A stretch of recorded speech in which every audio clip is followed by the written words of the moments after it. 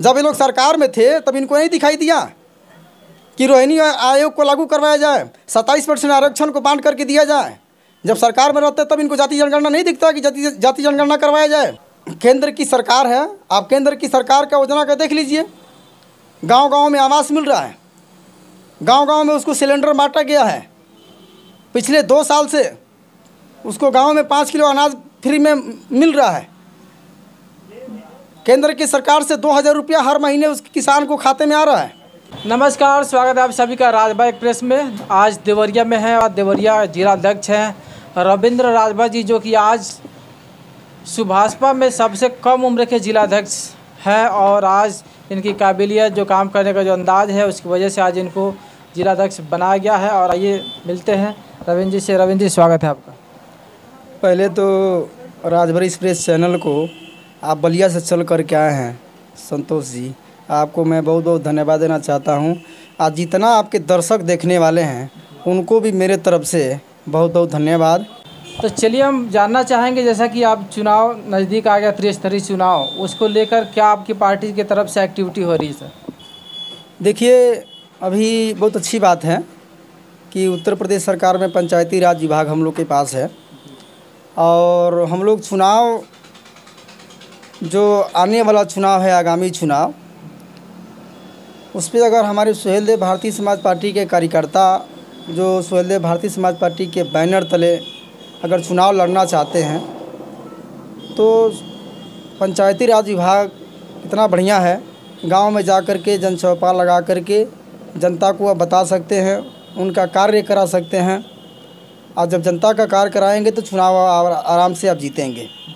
जैसा कि कुछ जो पदाधिकारी हैं पार्टी छोड़कर निकल गए हैं, ऐसे लोगों के लिए क्या कहेंगे आप?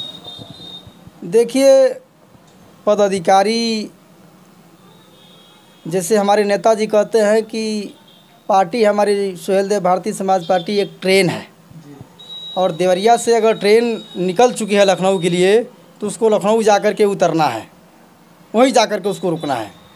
और बीच में जैसे ट्रेन में लोग चढ़ते हैं उतरते हैं, ऐसा ही एक कार्यकर्ता अगर कोई उस ट्रेन में चला और उतर गया तो ये कार्यकर्ता के जाने से और रहने से बहुत प्रभाव नहीं पड़ेगा, क्योंकि पार्टी जो बनी है 2002 में 27 अक्टूबर को, उसी दिन हमारे नेता श्री ओम प्रकाश राजभर जी एक संकल्प लिए थे राष्ट्रवीर महाराजा सुहेलदेव राजभर की जैसा कि जिस दिन हम लोग सरकार में आएंगे, जिस दिन हम पार्टी हमारी मुख्यमंत्री बनेगी, उसी दिन हम लोग पहला उत्तर प्रदेश में अगर किसी विकास का कार्य हम लोग करेंगे तो उस विकास का कार्य पहला अगर हमारा काम होगा तो शराब बंद करने का काम हम लोग करेंगे।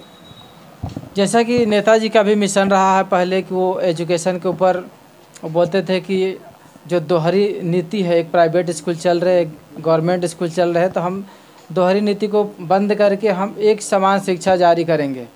तो आज सरकारी स्कूल, सरकार जैसा कि सरकार में आज शामिल है, मंत्री हैं, फिर भी सरकारी स्कूल बंद हो रहे हैं, तो इसको लेकर क्या कहेंगे?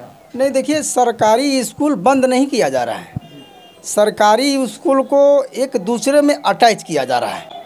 जिस विद्यालय में वहाँ अगर समझिए कि 10 बच्चा है और वहाँ का टीचर का 1.5 लाख रुपया सैलरी है और एक बच्चे पे 850 रुपया खर्च आ रहा है सरकारी स्कूल में, और वही 400 रुपया किसी विद्यालय, प्राइवेट विद्यालय को दे दिया जाए तो सरकार का 450 रुपया बच भी जाएगा और अच्छा से अच्छा वो बच्चा पढ़ भी लेगा। तो जैसा कि आपके मंत्री जी का अभी ये पहले मिशन था कि प्राइवेट स्कूल को बंद करके सरकारी जो कर्मचारी हैं उनके बच्चों को सरकारी स्कूल में भेजा जाएगा ताकि सरकारी स्कूल बेहतर तरीके से चलेंगे।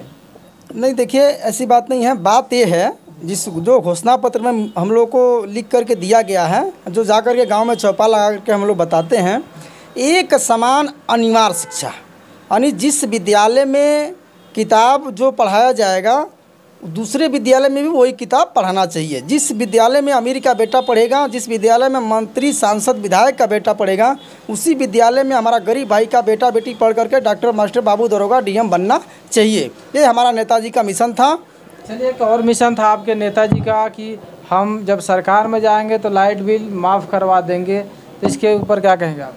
देखिए, मैं आपको बताना चाहता हूँ, पूर्व का जो सरकार थी, देश में जो लोग 50 साल से ज़्यादा राज किए, वो आप देखे होंगे कि जो इस देश का किसान है, जो अपने मिट्टी से अनाज उगाता है, उसी के बदौलत आज हम लोग बोलते हैं। वो किसान आज जो गरीब था 50 साल पहले, वो और गरीब हो गया, और जो किसान मजबूत था वो और मजबूत हो गया। इसका कारण एक ही है कि जो पूर्व की सरकार थी, वो लोग जो किसान 2 लाख से लेकर के 10 लाख जो लोन उनको सरकार देती थी, जब भी सरकार उनकी आती थी तो लोग क्या कहते थे, किसान का लोन हम माफ़ कर देंगे, किसान का लोन हम माफ़ कर देते थे। तो इसी तरह से कर कर के लोन माफ़ करते करते देश को ये लोग ज़मीन में धंसा दिए। और आज देखिए हमारे नेता श्री ओम प्रकाश राजभर जी और देश का प्रधानमंत्री से मिल कर के, गृह मंत्री से मिल कर के, सूबे के मुख्यमंत्री से मिल कर के, ये जो सोलर पैनल का योजना आया है एक ठो, वो सोलर पैनल के माध्यम से उस गरीब भाई के जब छत पे लगेगा तो उसको महीने की लगभग 1500 से 1000 तक उसको अलग से कमाई भी होगी, और उसका घर का बिजली का बिल भी ज़ीरो हो जाएगा, और प्लस उससे किसान अपना खेती बाड़ी का भी काम कर लेगा। तो उसका आवक महीने का 1000 से 1500 रुपये का हो जाएगा। तब जाकर के इस देश का किसान मजबूत होगा, और जब किसान मजबूत होगा तो हम लोग सब लोग मजबूत होंगे। जैसे कि अब बात करेंगे, जो विरोधी है दावा कर रहा है कि इस बार हम लोग बीजेपी को हरा देंगे, भाजपा को हरा देंगे, और इस बार हम लोग सपा सरकार बनाने जा रहे हैं, तो क्या कहेंगे आप? देखिए पत्रकार महोदय जी, मैं आपको बताना चाहता हूँ कि 1947 में देश आज़ाद हुआ, अभी 2025 चल रहा है, और सपा, कांग्रेस, बहुजन समाज पार्टी ये लोग 2027 देख रहे हैं, और हमारा नेता श्री ओम प्रकाश राजभर 2047 तक कह दिए कि हम लोग सरकार में रहेंगे, कोई हिला उला नहीं पाएगा।